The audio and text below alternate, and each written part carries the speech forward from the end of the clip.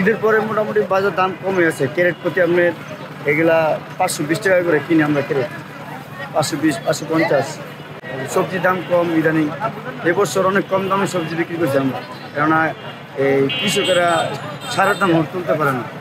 মাসখানেক বা 1.5 মাস পরে যদি বেচা কিনে ভালো হয়, কেননা এখন তো সবজির দাম কম। আপনার ওই হিসাবে যারা ক্রেতা আছে এরা টাকা পাইতেছে, আর কৃষকরা টাকা তেমন পায় না। 1 সপ্তাহের ভিতরেই তো দাম বাড়ছে। এর আগে দাম কম ছিল, 20 টাকা কেজি ছিল টমেটো, এখন হয়তো 35 টাকা কেজি বিক্রি করতে হবে।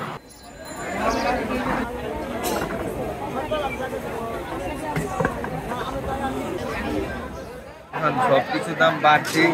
আপনার টমেটো আছে 30 টাকা, করলা আছে আপনার 80 টাকা। এখন আমরা আপনার বেচা কিনে হইতেইছে না। এর পরে থেকে আপনার কাঁচামালের দাম বিরাট বাড়ছে। এদের আগে ঠিক আছে, এখন আপনি যে মাল রয়েছে এই মাল 3 দিনে বেচতে পারবো না। দামের বিষয়টা ধরেন আপনার লাভ হয়েছে আপনার 50 টাকা কিনে এটা বেচতেছি 55, 60। আর আপনার টমেটো আপনার বেচতেছি 30, 25 টাকা কিনে আমার আছে।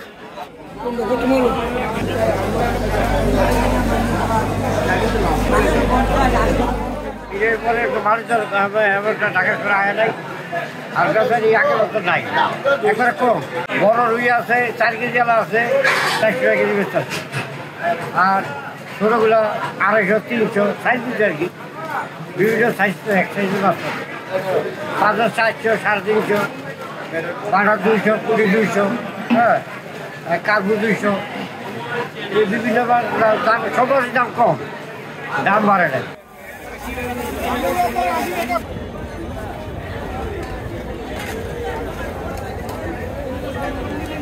ঈদের পরে থেকে দাম মনে হয় একটু মোটামুটি ঠিকই আছে। ঈদের সময় তো দাম, এখন এই দাম তাহলে একটু 2-1টা জিনিসের দাম একটু বাড়িতে, তাই তো আর কিছু বড় আমি দেখি।